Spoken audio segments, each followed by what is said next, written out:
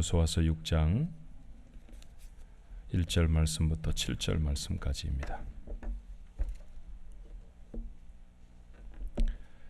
이스라엘 자손들로 말미암아 여리고는 굳게 닫혔고 출입하는 자가 없더라. 여호와께서 여호수아에게 이르시되 보라, 내가 여리고와 그 왕과 용사들을 내 손에 넘겨 주었으니 너희 모든 군사는 그 성을 둘러 성 주위를 매일 한 번씩 돌되 엿새 동안을 그리하라.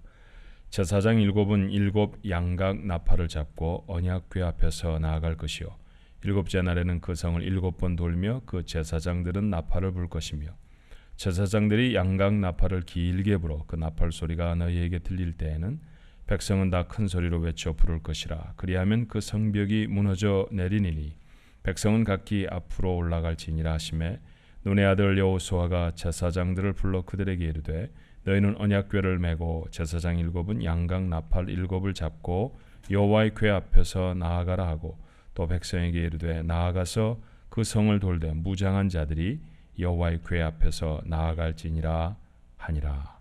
아멘. 날씨가 요즘 참 좋으네요, 그죠? 예, 어떻게 건강하게 잘 지내십니까? 아침 저녁으로 조금 기온차가 있어서 감기에 고생하시는 분도 있으실지 모르겠어요. 자, 옆에 분들하고 같이 한번 인사하십시다. 잘 지내셨습니까? 같이 한번 인사할까요? 예, 잘 지내셨어요? 예, 평안하셨습니까? 어떤 주일학교에 선생님이 여러분에게 오늘 읽어드린 여호수아서 6장의 말씀으로 성경 공부를 하고 있었습니다. 근데 그 반에 가장 문제아가 하나 있었는데 목사 아들이었습니다. 그 아이가 계속 조는 거예요. 처음부터 끝까지 계속 조입니다. 여리고성에 대한 얘기를 다 가르쳤는데도 깨질 않습니다. 나중에 툭툭 깨웠죠. 예, 그만 자라. 그래서 애가 부시시 눈을 뜹니다. 도대체 여리고성을 누가 무너뜨렸니? 그랬더니 이 아이가 눈이 동그래서 한참을 생각하더니 이렇게 대답하는 거예요. 선생님, 저는 안 했어요. 참 선생님이 기가 막힐 노릇입니다. 너무너무 속이 상해서 주일학교 부장에게 말씀을 드렸죠. 부장 집사님, 저희 반에 그 목사님 아들이 있는 거 아시죠? 알지. 그 아이에게 오늘 여리고성을 누가 무너뜨렸냐고 그랬더니 지가 안 무너뜨렸답니다. 어떻게 이런 대답을 할 수 있습니까? 그랬더니 주일학교 부장이 정말 심각한 얼굴을 하고 정말 심각한 일이군요. 어쩌다 주일학교가 이 지경이 됐는지 모르겠습니다. 그래서 교육위원장 장로에게 보고를 하는 거예요. 장로님에게 여차저차 얘기를 했습니다. 그랬더니 장로님도 큰일입니다. 우선 아무에게도 말하지 마십시오. 당회에서 의논을 저희가 깊이 있게 해보겠습니다. 당회에서 그 아이가 꺼내줬어요. 주일학교 선생님이 가르쳤는데 목사님 아들이 여리고성 무너뜨리지 않았다고 한다. 이게 얼마나 심각한 문제냐. 이 큰일 났다. 주일학교를 어떻게 하면 좋겠느냐. 이런 얘기가 한참 되어졌습니다. 당황이 된 건 이제 목사님이시겠죠. 근데 목사님이 나중에 이렇게 말씀하시는 거예요. 저는 제 아들을 믿습니다. 걔가 안 무너뜨렸다고 그랬으면 안 무너뜨렸을 것입니다. 비용이 좀 들더라도 교회에서 재정해서 내서 여리고성 다시 지어주십시다. 오래전에 읽은 얘기인데 이 얘기 읽으면서 참 많이 웃었습니다. 주일학교 교육에 대해서도 걱정하게 되면서 웃었고 이런 생각을 해서 난 목사인데 수없이 여리고성에 대한 얘기를 했는데 우리 식구들은 여리고성을 누가 무너뜨리는지 알까? 여러분은 아십니까? 나는 아니야. 그렇게 대답하고 싶으세요? 정말 여리고성은 누가 무너뜨린 걸까요? 여리고성은 요단강을 건너면 바로 만나는 팔레스타인 땅의 관문입니다. 팔레스타인, 지금 이스라엘 백성들이 모여 사는 이스라엘 나라라고 하는 곳이 지역적으로는 팔레스타인이라고 하죠. 여러분 보시는 지도의 맨 아래쪽 파란 것이 사해 바다이고요. 거기서부터 화면 위쪽으로 쭉 파란 금이 그어진 그게 요단강입니다. 그러니까 여러분 보시는 방향으로 하면 오른쪽에서부터 왼쪽으로 건너가는 것이죠. 거기 동그랗게 표시되어 있는데 글자가 너무 작네요. 거기가 여리고성입니다. 그러니까 요단강 건너면 반드시 여리고성을 건너가야 여리고성을 점령을 해야 이제 왼쪽 편에 있는 그 서쪽에 있는 요단 서편에 있는 팔레스타인 땅이라는 것을 얻게 되어지죠. 그래서 제가 여러분에게 말씀드리는 것처럼 여리고성은 팔레스타인 땅의 관문과 같은 곳입니다. 이곳을 통과하지 아니하고서는 약속의 땅에 들어갈 수가 없어요. 그런데 점령이 쉬워 보이질 않습니다. 여러 가지 성경에 나타난 이 근거들을 살펴보고 또 고고학적인 자료들을 검토해 보니까 성벽이 우선 굉장히 두껍습니다. 성벽이 얼마나 두껍냐 하면 마차 두 대가 서로 이렇게 양방향으로 다닐 수 있을 정도로 두껍고 견고한 성이었습니다. 왕도 있고 정보기관도 있습니다. 지금에야 웬만한 나라도 뭐 대통령, 수상, 왕 다 있습니다. 정보기관도 다 있죠. 그렇지만 우리가 읽고 있는 여호수아서의 시점은 지금부터 3,500년 전쯤이거든요. 그러니까 그때라고 하면 이야기가 사뭇 다르죠. 보고의 체계도 명령의 전달도 굉장히 신속하고 분명합니다. 잘 정비되어진 도시국가이지요. 무엇보다도 코앞으로 밀어닥친 이스라엘 백성들을 경계해서 아주 철통 같은 방비를 하고 있습니다. 읽어드렸던 말씀 본문 1절은 이렇게 되어 있습니다. 이스라엘 자손들로 말미암아 여리고는 굳게 닫혔고 출입하는 자가 없더라. 자, 우리 여러분에게 보여드린 NIV, New International Bible이라고 하는 버전이라고 하는 이 성경에는 tightly shut up 이렇게 되어 있죠. 굳게 닫혔고 이런 말로 아마 우리말로 번역할 수 있을 거예요. 근데 이것을 New English Bible로 읽으면 이렇게 되어 있습니다. bolted and barred. 우리말로 좀 번역을 하면 이렇죠. 볼트로 조이고 빗장을 걸었다. 뭐 이런 표현입니다. 참 적절한 표현이고 재미있는 표현이라고 생각을 했어요. 그만큼 단단히 방비를 하고 있습니다. 그러니 이 성을 점령하는 거 쉽지 않은 일입니다. 이런 여리고 성을 어떻게 하면 점령할 수 있을까요? 하나님이 일러주신 방법은 이랬습니다. 본문 3절이죠. 너희 모든 군사는 그 성을 둘러 성 주위를 매일 한 번씩 돌되 엿새 동안을 그리하라. 짧은 명령입니다만 들었던 이스라엘 백성은 참 난감하지 않았을까 하는 생각이 들어요. 자, 엿새 동안은 하루에 한 바퀴씩, 그리고 맨 마지막 7째 날은 7바퀴를 돌아야 합니다. 7일 동안 도는 것이죠. 한 성을 7일 동안 도는 것, 그것은 어려움이 아닐 수도 있습니다. 그렇게 뭐 대단한 일이 아닐 수도 있어요. 그렇지만 어려움은 의외의 곳에 있죠. 자, 첫 번째로 이스라엘 백성이 어렵게 생각할 수 있었던 이유라고 하면 이 명령이 논리적으로, 이성적으로 받아들여질 수가 없는 명령이기 때문입니다. 도대체 왜 이래야 하는가? 그게 납득이 가지를 않아요. 여러분, 견고한 건축물을 무너뜨리기 위해서 그 주변을 돌면 저절로 무너집니까? 그렇지 않습니다.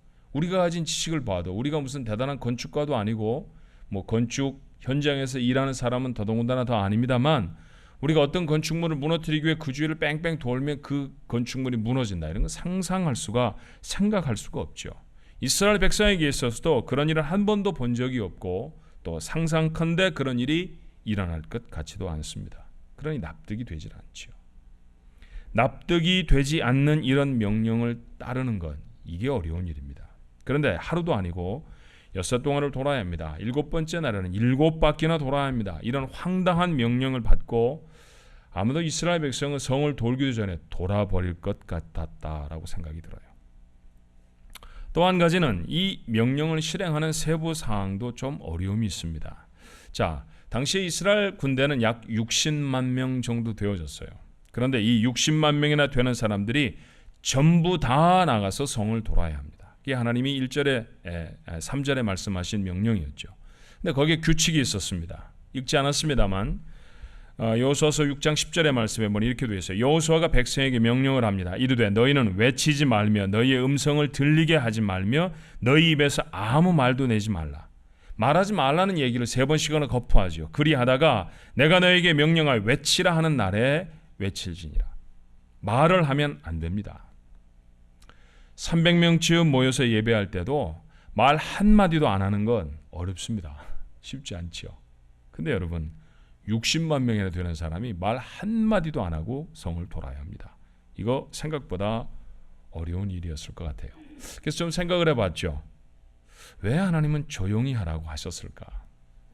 자, 너희들 성을 돌아라. 그 성 무너뜨려야 하지. 그런데 돌면 된다. 이 얘기를 듣고 이스라엘 백성들이 어쩌면 마음속에 뭐라고? 돌면 정말 되는 거야? 그 돌아서 그런 일이 일어날까? 그런 불평도 의심도 그리고 회의도 많이 들었을 거예요. 그러니 그런 얘기들을 입 밖으로 꺼내고 얼마나 싶었겠습니까? 어쩌면 나는 이 명령이 어떤 불평도 어떤 이유도 되지 말라라고 말씀하시는 것처럼 보였습니다. 납득이 되지 않는 명령을 어떤 불평도 이유도 되지 말고 따라야 합니다. 쉽지 않은 명령이죠. 또 한 가지 그 성을 그렇게 도는 것이 이스라엘 백성에게 어려워졌을 이유가 있다고 하면 이게 실제적인 위험이기도 했다는 것입니다. 자, 성을 돌려고 하면요, 성에 좀 가까이 가야 한다라는 것이죠. 그런데 제사장을 앞세우고 나팔을 불면서 말은 한마디도 하지 않은 채 도는 것, 이거 전투의 모습과는 좀 거리가 있지 않습니까? 그런 무방비의 이스라엘 군대를 여리고 사람들이 싸우자고 달라들면 이건 심각한 문제입니다. 성 위에서 돌을 던지거나 뜨거운 물이라도 부으면 고대 수성하는 성을 지키는 사람들의 방법이 그런 것이었다는 것, 영화를 봐서도 책을 봐서도 우리가 잘 알잖아요. 만약 그렇게 한다고 하면 성 주변을 돌고 있었던 이스라엘 백성들 다치거나 죽을 수도 있습니다. 자, 잠자코 성을 도는 이스라엘 군대를 보면서 하루나 이틀쯤은 아마도 성을 지키는 여리고 사람들이 긴장했을지도 모릅니다. 저 사람들 뭘 하는 거지? 무슨 일이 있는 거야? 아무 일도 일어나지 않고 첫째 날이 지나가고요. 두 번째 날도 똑같은 일을 하고 들어갔습니다. 세 번째 날도 나와서 그 똑같은 일을 하고 있습니다. 아마도 사흘째쯤에는 똑같이 이스라엘 백성이 성만 돌고 있었을 때 비난과 조소가 그들의 머리 위로 쏟아지지 않았을까요? 만약 이렇게 된다고 하면 사기가 떨어질 것입니다. 사기를 잃어버린 군대는 전쟁을 시작해도 승리할 가능성이 크지 않습니다. 감당하기 어려운 명령이었습니다. 그런데 결론은 무엇이었나요? 여호수아서 6장 20절로 21절의 말씀은 이 사건의 결론을 이렇게 적습니다. 이에 백성은 외치고 제사장들은 나팔을 불매 백성이 나팔 소리를 들을 때 크게 소리 질러 외치니 성벽이 무너져 내린지라. 백성이 각기 앞으로 나아가 그 성에 들어가서 그 성을 점령하고 그 성 안에 있는 모든 것을 온전히 바치되 남녀노소와 소와 양과 나귀를 칼날로 멸하니라. 이스라엘 백성은 납득이 되지 않는 명령이었고 지키기가 퍽 쉽지 않은 명령이었습니다만 하나님의 명령대로 했습니다. 그리고 하나님은 약속대로 성을 무너뜨리십니다. 이스라엘 백성은 가나안 정복 전쟁의 첫 번째 전투 여리고성의 전투에서 승리했던 것이죠. 여러분, 우리가 여호수아서를 읽고 있는 까닭은 해묵은 전쟁의 역사를 알기 위해서는 아닙니다. 전쟁사 공부하기 위해서 이 아침에 모인 것 아니죠. 하나님도 석화되어져 있는 역사의 기록으로 이 사건을 우리에게 소개하고 계신 것은 절대로 아닐 거예요. 물론 성경은 역사를 담고 있습니다. 그러나 그 역사라는 것에 의미가 있죠. 그 역사적인 사건을 통해서 하나님은 우리를, 이 시대를 살아가고 있는 우리들에게 삶에 적용할 수 있는 하나님의 메시지를 던지고 계시는 것이죠. 그렇다고 하면 오늘 우리도 이 사건, 이 여리고의 전투 속에서 하나님이 우리에게 말씀하시는 바를 깨달아야 할 것입니다. 하나님은 무엇을 말씀하고 계실까요? 우리가 얻어야 할 교훈은 과연 무엇이겠습니까? 이 설교를 시작하면서 처음 여러분에게 들었던 얘기처럼 우리가 생각해야 될 첫 번째 문제는 이겁니다. 여리고성을 도대체 누가 무너뜨렸느냐 하는 것이죠. 이제쯤에는 대답을 한번 해봐 주시겠어요? 누가 무너뜨렸습니까? 예, 맞습니다. 이스라엘 백성이 아니었죠. 하나님이 무너뜨리셨습니다. 우리는 한참 후에 다윗의 입으로 듣게 되는 진리를 기억합니다. 사무엘상 17장 47절의 말씀이었죠. 또 여호와의 구원하심이 칼과 창에 있지 아니함을 이 무리에게 알게 하리라. 뭐라고 말합니까? 전쟁은 여호와께 속한 것인지요 그가 너희를 우리 손에 넘기시리라. 다윗이 골리앗 앞에 섰을 때 외쳤던 이야기입니다. 20살도 되지 않은 청년이라고 하기는 아마 어렸을 것입니다. 아마 소년이라고 말해야 더 맞겠죠. 그 소년이 이 사실을 알고 있었던 것은 아마 들어서 알았던 여리고성의 사건을 기억하고 있었던 것은 아니겠습니까? 맞습니다. 전쟁은 이스라엘 백성이 하는 것이 아닙니다. 하나님이 하시는 것입니다. 성을 무너뜨리는 것은 이스라엘 사람들이 하는 것이 아니라 하나님이 하신 것이죠. 나는 하나님이 여리고성을 점령할 때 다른 방법을 사용하실 수도 있었을 것이라고 생각합니다. 날쌔고 뛰어난 병사를 소집해서 성을 기습하게 하시고 그리고 성문을 열어서 바깥에 있는 군사들이 다 들어가게 하실 수도 있으셨을 것입니다. 또 아주 특별한 성을 공격하는 도구들, 예를 들면 사다리는 사다리인데 좀 더 견고하고 멋진 사다리, 그런 거 있잖아요. 성을 공격할 때 쓰는 것, 그런 거 개발하도록 하셔서, 그런 거 만들게 하셔서 이스라엘 군대가 성 안으로 다 들어갈 수 있도록 하실 수도 있었을 것입니다. 그런데 하나님은 그렇게 안 하셨죠. 성을 돌라고 하셨습니다. 이것은 사실은 성경을 연구하는 사람에게는 사뭇 심각한 문제입니다. 왜 돌라고 하셨을까?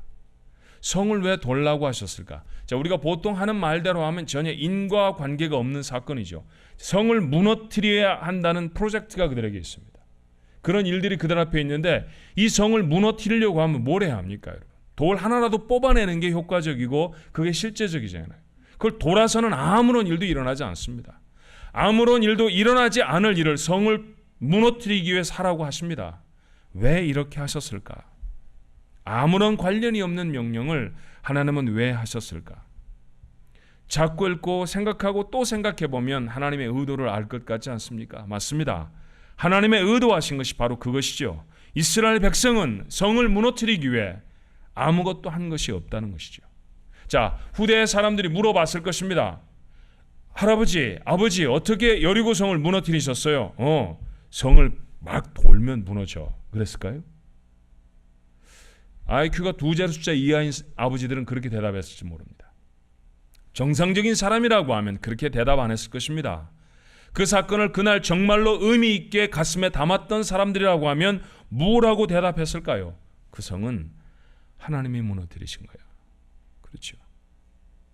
무엇이라도 조금 관계가 있었으면 우리가 돌멩이를 뽑았더니 무너졌다, 우리가 그걸 막 두드렸더니 무너졌다 할 말이 있습니다. 그런데 아무런 말할 근거가 없어요. 성을 무너뜨리기 위해 자기들이 한 게 아무것도 없습니다. 소리를 지른다고 성이 무너지진 또 않잖아요. 한 것이라고 소리를 지른 것밖에 없는데, 성이 무너진 다음에서야 그들이 뭐 칼도 뽑아들고 사람도 죽이고 무슨 그 안에 있는 것들도 노략질을 하고 그랬겠죠. 그렇지만 성이 무너지는 데는 적어도 자기들이 아무것도 한 것이 없다는 것, 이스라엘 백성들이 확실하게 확인했던 것 아니겠습니까? 이 사건을 통해 하나님이 이스라엘 백성에게, 또 그 사건을 읽고 있는 우리들에게 확인시키시는 건 뭘까요? 모든 하나님의 백성의 전쟁은 하나님께 속한 것이라는 사실을 가르쳐 주십니다. 너희들이 할 일이 없다라는 것이죠. 실제로 우리가 무엇인가 하는 것 같아도 그것은 우리가 그 문제를, 그 전투를 이기기 위해 하는 것이 사실은 아니었다라는 것이죠. 하나님이 하셨다는 것입니다. 이렇게 이스라엘의 첫 번 전투에서 하나님은 전쟁이 하나님께 속한 것임을 가르쳐 주십니다. 그렇다고 하면 이스라엘 백성 캠프에 가만히 앉아있게 하시고 성 다 무너뜨리신 다음에 무너뜨려 놨다, 들어가라, 그러셨으면 되잖아요. 근데 뭐하러 그 앞에 모여 서게 하시고 전쟁은 마치 이스라엘 사람들이 하는 것처럼 하셨을까요? 정말 이스라엘 사람은 아무것도 한 게 없을까요? 그렇지는 않았던 것 같습니다. 여기에 우리가 얻어야 할 두 번째 교훈이 있죠. 첫 번째 교훈이 모든 그리스도인의 전쟁이 하나님께 속한 것이라는 사실을 깨달았다고 하면, 두 번째, 그 전쟁터에 서 있는 하나님의 사람들이 해야 할 일은 무엇입니까? 믿음입니다. 전투의 승패는 무엇에 달려있나요? 하나님의 피곤하시고 힘이 있으심에 달려있지 않습니다. 전투의 임하는 하나님의 사람들의 믿음에 달려있습니다. 이스라엘 백성이 아무 관련도 없는 그 말도 안 되는 명령을 철석같이 믿고 따랐던 이유가 무엇일까요? 돌라고 하셨는데 그걸 돌아야 그 성이 무너질 거라고 생각할 수 없잖아요. 대부분의 이스라엘 백성들이 그렇게 생각하지 않았겠습니까? 우리가 오늘 이 아침에 생각하는 것처럼 말이죠. 그럼에도 불구하고 이스라엘 백성은 그 성을 돌았습니다. 돌고 또 돌았던 이유가 뭘까요? 논리적으로 설득이 되어져서가 아닙니다. 하나님을 믿는 믿음 때문이었습니다. 이해는 할 수 없지만 하나님이 그들에게 명령하셨습니다. 그래서 그대로 했습니다. 그리고 이깁니다. 신약 성경 히브리서는 여리고 전투를 이렇게 소개하죠. 히브리서 11장 30절에 믿음으로 7일 동안 여리고를 도니 성이 무너졌으며, 그 성은 칼로 무너뜨린 것이 아닙니다. 그 성은 믿음으로 무너뜨렸습니다. 믿음으로 승리한 전투였습니다. 좀 더 풀어서 말하면 여리고 성은 하나님이 무너뜨리셨고 이스라엘 백성은 믿음으로 그 성을 차지합니다. 이스라엘 백성이 해야 하는 것은 싸움을 하는 일이 아니라 하나님을 믿는 일이었습니다. 이게 그리스도인의 전투에 똑같은 원리로 적용되어야 하는 것이죠.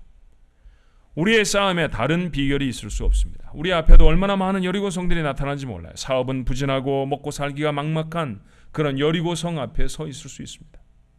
반항하는 10대 아이들과의 관계, 이거 정말 여리고 성입니다. 부모의 마음을 어렵게 하는 여리고 성들입니다. 믿음에 동의해 주지 아니하는 남편, 가까이 하게 하는 너무나 먼 시댁, 형제들, 여러분 이거 여리고들이죠. 서랍에 넣어둔 빨리 만났으면 좋겠습니다. 될 수 있는 대로 빨리 찾아오십시오 라고 편지를 보낸 의사의 진단서 꺼내서 보기만 봐도 머리가 지끈지끈 아픈 돈 내라고 하는 고지서들, 이거 여리고성입니다. 믿음 생활 잘 해왔다고 생각했는데 어느 날 갑자기 벌떡 일어서서 내 앞을 막고 서는 유혹과 죄악의 도전들, 우리가 넘어야 할 여리고성들입니다. 어떻게 점령을 하시겠습니까? 분명히 싸움터에 있는데, 분명히 전쟁터에 있는데 어떻게 이 전쟁에 승리하실 수 있을까요? 이 쉽지 않은 전쟁터에 서 있는 우리에게 하나님 말씀하시죠. 나를 믿으면 이긴다. 믿으십니까? 하나님 믿으면 이깁니다. 내 전쟁은 내 전쟁이 아닙니다. 내 건강은 내가 챙겨야 할 문제가 아닙니다. 하나님이 주셔야 가능해지는 건강입니다. 내가 먹고 사는 문제는 하나님 먹이셔야 먹고 사는 문제이지, 내가 부지런히 손을 움직인다고 먹고 사는 문제가 아닙니다. 내가 애를 쓰고 좋은 아버지 되고 좋은 엄마 되려고 노력하면 우리 아이와 갈등이 없어지는 게 아니라 그 아이를 주신 하나님 앞에 내가 서야, 그분을 믿어야, 그분이 도와주셔야 그 아이하고 좋은 관계 속에 지날 수 있을 줄로 믿습니다. 하나님을 믿으십시오. 하나님을 믿어야 우리가 맞닥뜨린 전쟁에서 승리할 줄로 믿습니다. 하나님을 믿어서 이스라엘 백성은 여리고성을 13바퀴를 돌았죠. 그리고 승리합니다. 그런데 여러분, 조금 더 구체적으로 생각해 보십시다. 하나님을 믿는다라고 하는 말, 너무 많이 한 말이죠. 철석같이 내가 하나님 믿는 줄 압니다. 한번 물어볼까요? 여러분, 정말 하나님 믿으세요? 하나님을 믿는다라고 할 때 그 말이 의미하고 있는 바가 뭔지 아십니까? 적어도 거기에 두 가지가 있지 않을까 싶어요.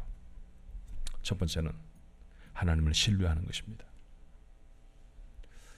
우리도 다 그래왔고 또 우리 아이들도 그럽니다만, 배고프다고 밥을 달라고 하면 엄마들이 밥을 차려주죠. 근데 그 밥을 탁 차려놓고 말이죠. 엄마, 은으로 만든, 실버로 만든 젓가락 한번 줘봐. 왜? 독이 들었나 안 들었나 한번 찔러보고 먹으려고. 그런 아이들 혹시 있으세요? 아무리 반항하는 10대도요 그렇게 반응은 안 합니다. 우리가 어렸을 때 제법 못되게 놀았어도요 우리 엄마 아버지한테 그렇게 한 적은 없습니다. 그래 보셨습니까 혹시? 굉장히 과학적이라 나는 반드시 검사하고 먹겠다 그러고 달려들어 본 적 있어요? 그렇지 않았습니다. 그저 주면 허겁지겁 먹었던 기억밖에 없고요. 지금도 우리 아이들한테 주면 그렇게 허겁지겁 먹습니다. 왜 그럴까요? 그 작고 단순한 행동 뒤에 나를 신뢰하는 신뢰가 있죠. 엄마를 믿으니까 먹습니다. 그렇죠? 친구가 따주는 음식을 잘 먹지 않습니다. 미국에 자라는 아이들. 친구가 주는 음식에 혹시 마약이 들었지 않았을까? 혹시 뭐 침이라도 발라주는 거 아닐까? 그런 의심들이 사실 미국에서 자라는 아이들에게는 있어요. 컵도 다 따로 쓰고 남과 음식을 나누어 먹는 문화가 아니니까. 그렇지만 집에서 엄마가 만들어준 음식은 조금도 의심하지 않습니다. 엄마를 신뢰하기 때문입니다. 살아온 연세가 얼마나 되든지 간에 살면서 우리는 크고 작은 문제들을 참 많이 겪었습니다. 어떤 데 실패도 하고요. 어떤 데는 승리도 해보았죠. 근데 그것이 실패이든 승리이든 한 가지 변함이 없는 게 있었어요. 내가 실패할 때에도 내가 승리할 때에도 하나님은 늘 나에게 좋은 걸 주셨습니다. 그렇죠? 실패하고 눈물 지을 때 하나님이 함께 하지 않으셨으면 여러분이 위로라는 거, 다시 일어설 힘이라는 거 가질 수 있었겠어요? 그거 없었잖아요.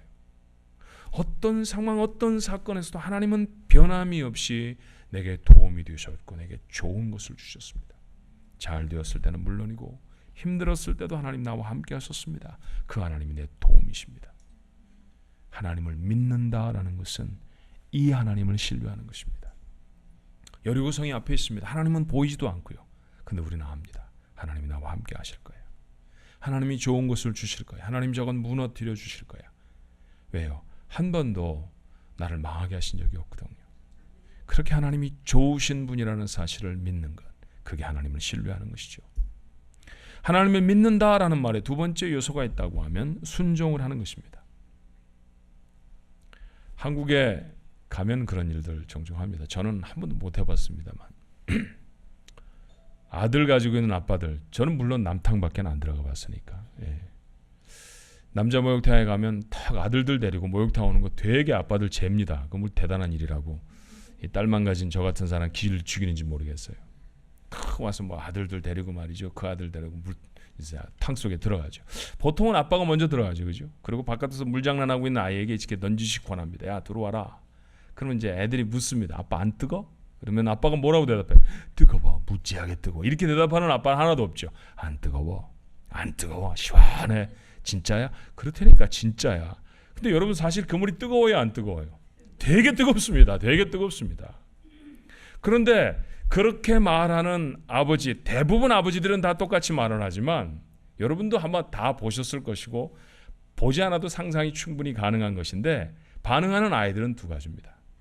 아버지가 안 뜨겁다고 그러면 털커덕 믿고 아버지 품으로 달라들어서 물속에 들어가는 아이가 있고요. 하나는 끝까지 안 들어갑니다. 징징거리고 울고 뭐 물을 뿌리고 난리를 부리면서 절대로 안 들어가는 아이가 있습니다. 그런 아이는 보기만 해도 짜증이 납니다.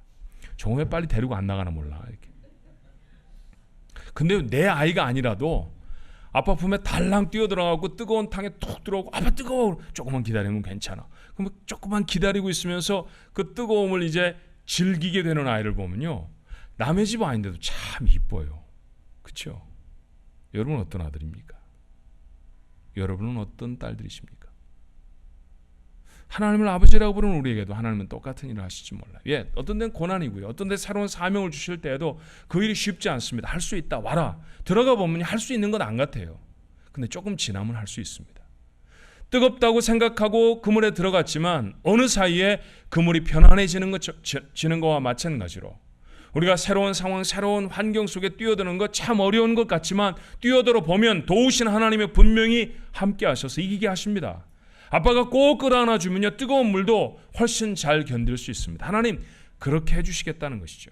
그런데 끝까지 못하겠다고 앙탈을 부리며 있으면 죽어도 그 아이는 탕 속에 못 들어갑니다. 그리고 그 물이 얼마나 뜨뜻하고 좋은지 그게 얼마나 편안하게 만들었는지 한 번도 경험할 수 없죠. 아버지 말을 신뢰하면 경험해보지 못했던 축복들 그리고 좋은 환경들 경험할 수 있습니다. 같은 얘기 우리의 삶에도 가능한 건 아닐까요? 아버지를 믿는다면 아버지의 말씀에 순종해야 할 줄로 믿습니다. 말씀하신 대로 따라가는 거죠. 다시 말하자면 다시 말하지만 하나님이 당신 좋으라고 우리에게 명령하시고 순종하라는 건 아니잖아요. 우리가 하나님 앞에 순종하면 하나님이 굉장히 좋으십니까? 나는 성경 속에 그런 경우를 별로 본 적이 없어요. 자, 이스라엘 백성이 여리고성을 하나님 말대로 뺑뺑뺑 돌면 하나님이 좋으십니까? 야, 도니까 되게 기분이 좋다. 너희들 성 도니까 내 마음이 너무 기쁘다. 그러실까요? 아닙니다. 그거 그렇게 돌아야 무너지거든요. 결국 무너지면 누구에게 좋은 것입니까? 이스라엘 백성에게 좋은 것입니다. 하나님 우리에게 말씀대로 살아라. 어렵죠. 따르기 쉽지 않습니다. 근데 그 말씀대로 살면 하나님께 좋은 게 아니라 누구에게 좋습니까? 우리에게 좋습니다. 그렇죠. 말씀에 순종하면 복받는 이는 우리고요. 그렇게 복받는 나 보고 하나님 좋으십니다. 그게 성경이 우리에게 말하는 구조 아닙니까? 그러니 하나님의 말씀에 순종하십시오. 순종해야 전투에 이길 수 있을 줄로 믿습니다. 여리고성을 점령합니다. 그래야 가나안이라는 축복을 차지할 수 있습니다. 말씀을 맺죠. 귀신 들린 아이를 데려온 한 아버지가 있었습니다. 의사도 찾아다녀 봤고 할 수 있는 일을 다 해봤습니다. 그런데 고쳐지질 않아요. 점점 더 지칩니다. 가지고 있는 돈도 많이 썼을 것입니다. 도무지 해결할 수 없을 것처럼 보였어요. 그러다가 불쑥 예수라는 분의 소문이 들려졌습니다. 그러고 예수님께 나오지요. 그 아버지의 애원이 이랬습니다. 마가복음 9장에 기록하고 있죠. 귀신이 그를 죽이려고 불과 물에 자주 던져나이다. 그러나 무엇을 하실 수 있거든 우리를 불쌍히 여기사 도와주옵소서. 뭐라도 좀 하실 수 있으면 조금만 도와주십시오. 주님은 그 불쌍한 아비에게 말씀하십니다. 23절입니다. 예수께서 이르시되 할 수 있거든이 무슨 말이냐? 믿는 자에게는 능히 하지 못할 일이 없느니라 하시니. 그리고 그 아이를 고쳐주십니다. 우리도 오늘 아침에 같은 심정 아닙니까? 전투는 참 여러 번 했는데 이겨본 기억이 별로 없습니다. 점점 이길 자신이 없어집니다. 사실 그래서 반쯤 포기하고 살죠. 우리도 승리할 수 있을까요? 그런데 그런 우리에게 주님이 말씀하시죠. 나도 이길 수 있을까요가 무슨 말이냐? 반드시 이긴다. 믿는 사람에게는 이기지 못할 싸움이 없다. 왜 이렇게 말씀하시는 걸까요? 내 싸움이 아니기 때문입니다. 하나님께 속한 싸움이기 때문입니다. 그러니 막아선 문제가 어떤 것이라도 그것이 아무리 견고해 보여도 하나님이 무너뜨리실 줄로 믿습니다. 믿음을 가진 사람이, 이 사람이 하나님의 도우심을 경험합니다. 믿음은 좋으신 하나님, 내 아버지 되신 하나님을 신뢰하는 것이라고 했죠. 그리고 그 하나님이 말씀하신 것이라고 하면 이해가 되지 않아도 경험해보지 않은 것이라도 순종하는 것입니다. 그런 사람이 여리고를 점령합니다. 자신의 전투에서 승리할 것입니다. 이겨야 합니다. 지자고 시작하는 싸움은 없습니다. 참 많이 져왔다 할지라도 오늘 이후에는 달라질 수 있기를 바랍니다. 싸움에 승리하는 복된 인생, 여러분의 인생 되시기를 주님의 이름으로 축원합니다. 기도하십시다. 너무 많이 져서 지는 게 익숙합니다. 하는 일마다 잘 안 되니까 어떤 일을 해도 잘 되어질 기대도 내려놓고 그저 그럭저럭 삽니다. 그저 이렇게 사는 거지 뭐, 그러며 살아간 지가 한두 해가 아닙니다. 하나님, 그런데 오늘 말씀을 열고 보니까 이스라엘 백성은 첫 번째 전투에서 기가 막히게 이깁니다. 왜 이겼을까? 어떻게 하다 이겼을까? 들여다보았습니다. 전투를 하고 있는 우리의 삶을 잘 알기에, 우리가 너무 고통스럽고 힘들기에 이 말씀에 돌아가 보았던 것입니다. 그랬더니 그들은 믿음으로 이겼습니다. 그렇습니다. 전쟁은 하나님께 속한 것인 줄로 믿습니다. 먹고 사는 전쟁, 아이를 키우는 전쟁, 부부가 잘 사는 전쟁, 주변의 사람들과 좋은 관계를 누리며 사는 전쟁, 내 건강을 추스르는 전쟁, 나를 막아서고 있는 예기치 않은 문제와 사건들을 극복하고 이겨내는 전쟁, 죄와 유혹에서부터 승리하는 전쟁, 이거 다 하나님 것입니다. 하나님 이기게 하실 줄로 믿습니다. 하나님 한 번도 힘이 고갈되신 적이 없고 하나님 한 번도 지신 적이 없습니다. 하나님이 이기실 것입니다. 그러니 우리는 그 하나님 믿게 하옵소서. 그 하나님을 신뢰하게 하시고 그 하나님 시키시는 대로 하게 하옵소서. 3500년 전에 이스라엘 백성은 성 무너뜨리려고 하면 성을 뺑뺑 돌아야 한다는 것 이해되지 않았을 것입니다. 지금도 우리에게도 이해되지 않은 하나님의 명령이 있습니다. 왜 일주일에 한 번씩 예배는 드려야 하는 것이며, 왜 하나님 앞에 헌금은 해야 하는 것이고, 왜 우리가 하나님의 봉사를 해야 되고, 다른 사람은 다 못 됐는데 나만 착해야 하고, 다른 사람은 내게 용서하지 않는데 왜 용서는 꼭 내가 해야 하는지 우리는 핑계를 대고 싶습니다.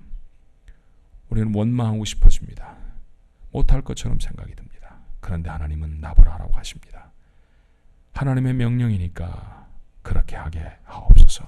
그렇게 할 수 있는 힘을 저에게 주옵소서.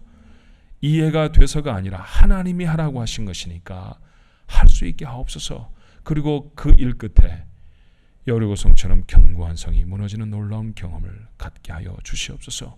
귀신 들린 아이를 데려와서 처참한 마음으로 뭐라도 좀 해주십시오, 그렇게 말했던 아비의 심정이었지만, 그러나 돌아갈 때는 건강해서 웃음을 되찾고 뛰어노는 아이의 손을 붙잡고 갈 수 있는 행복한 아비의 모습이 하나님 저희들 것 되게 해 주시옵소서. 우리가 예배를 마치고 세상에 나가면 또 전쟁을 시작할 것입니다. 주님, 이제부터는 지지 않아야겠습니다. 믿음으로 승리하게 하옵소서. 하나님 그 가운데 함께 하실 줄로 믿습니다. 모든 전쟁을 이기게 하시는 분이 하나님이신 줄로 분명히 믿습니다. 그러나 우리는 하나님을 신뢰하고 하나님의 명령이라고 하면 순종하게 하여 주옵소서. 그리고 다시 돌아왔을 때는 승전보를 나눌 수 있는 행복한 성도들, 오늘 이 아침에 모여 주를 경배하는 사람들의 모습 되게 하옵소서. 예수님 이름으로 간절히 기도하옵나이다. 아멘.